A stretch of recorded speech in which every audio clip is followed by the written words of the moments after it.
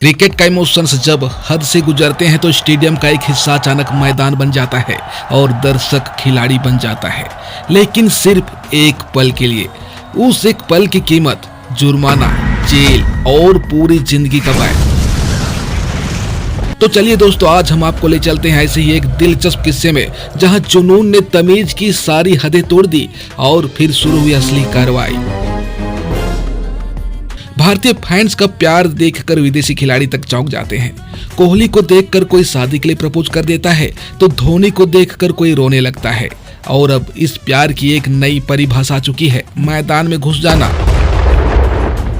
Dubai international stadium, Bharat बनाम Australia का semifinal. KL Rahul ने जैसे ही अंतिम ओवर में 6 मारा, स्टेडियम गूंज उठा। हजारों लोगों की खुशी उस समय चरम पर थी, लेकिन तभी एक आदमी फेसिंग फांदकर मैदान में कूद गया।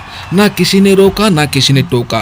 वो नाचते गाते सीधे राहुल के पास पहुंचा, हाथ मिलाया और फिर गले लग गया।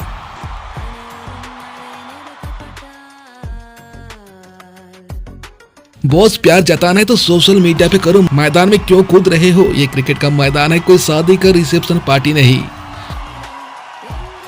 अब सुनिए जरा गंभीर बात, क्योंकि ये सिर्फ एक फैन मूवमेंट नहीं होता, बल्कि स्टेडियम सिक्योरिटी के लिए अलार्म बेल होता है।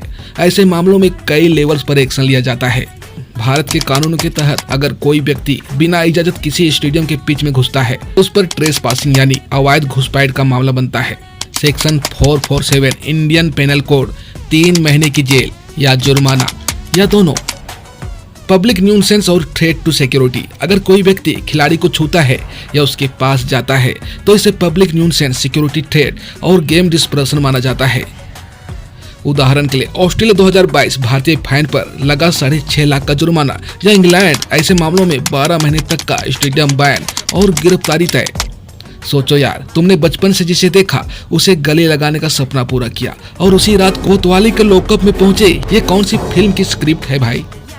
आईसीसी यानी इंटरनेशनल क्रिकेट काउंसिल इन मामलों को सीरियस सिक्योरिटी ब्रीच मानती है। आईसीसी गाइडलाइंस, किसी भी मैच के दौरान अगर कोई व्यक्ति पिच पर घुसता है तो उस ग्राउंड को डिसिप्लिनरी डीमेरिट पॉइंट मिलते हैं। अगर किसी स्टेडियम को 3 बार सिक्योरिटी ब्रीच मिलता है तो आईसीसी उसे इंटरनेशनल मैच होस्टिंग से बैन कर देता है।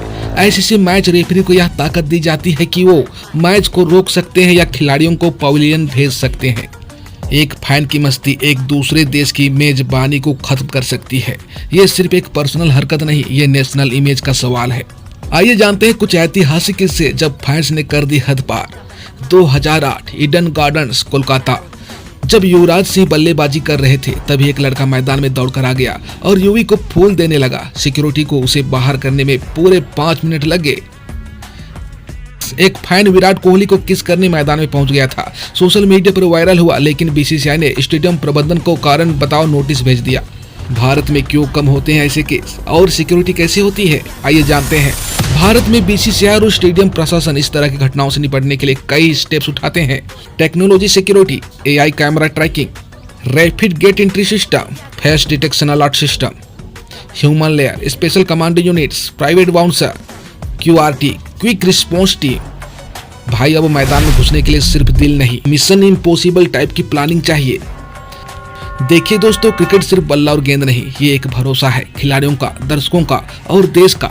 खिलाड़ियों से प्यार कीजिए, लेकिन उस प्यार में सीमा का ध्यान रखिए। मैदान में घुसना जुनून नहीं है, वो एक सुरक्षा खतरा है, और वो खतरा सिर्फ एक इंसान के लिए नहीं बल्कि पूरे खेल के लिए होता है। तो अगली बार अगर आपके पास वाले फैन का दिल मचल जाए तो उसे ये वीडियो जरूर दिखाइए, क्योंकि क्रिकेट देखना अधिकार है, लेकिन मैदान में कूदना अपराध है। पिच खिलाड़ियों की होती है, सीट दर्शकों की। जो इस रेखा को लांघता है वो सिर्फ सुरक्षा नहीं, कानून की सीमा भी तोड़ता है।